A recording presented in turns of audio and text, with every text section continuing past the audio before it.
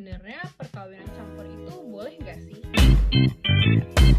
Nah, mari kita bahas ya. Jadi, perkawinan campur itu sebenarnya boleh nggak boleh nih, tergantung perspektif atau pandangan agama masing-masing.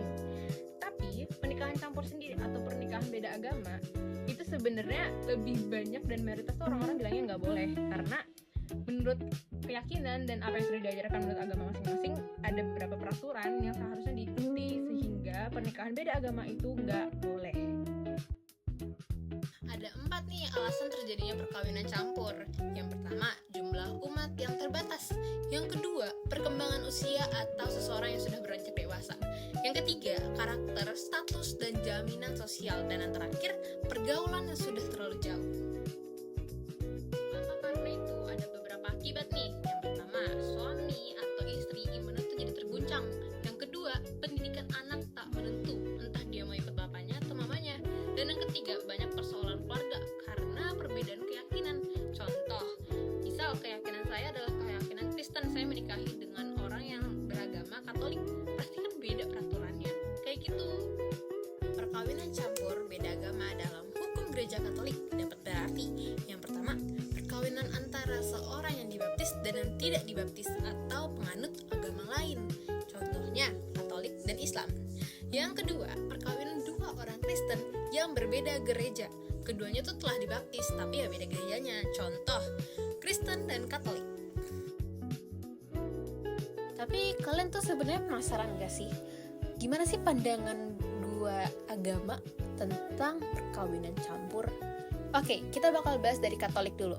Jadi, agama Katolik itu tidak mutlak melarang perkawinan campur antara orang Katolik dan orang yang berbeda agama, tetapi juga tidak menganjurkannya. Nah, perkawinan campur beda agama ini memerlukan dispensasi dari gereja supaya sah.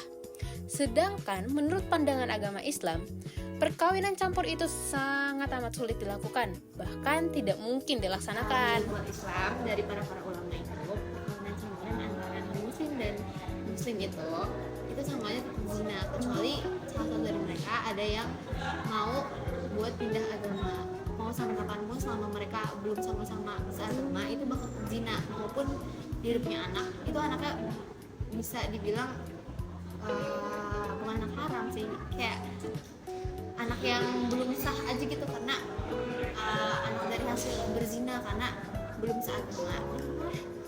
Lalu bagaimana dengan perkawinan campur beda gereja? Perkawinan campur beda gereja ini berarti dua orang Kristen yang berbeda. Jadi maksudnya tuh orang Kristen dan Katolik. Nah, jadi untuk melakukan perkawinan campur beda gereja ini tetap harus melakukan dispensasi. Jika tidak ya dilarang.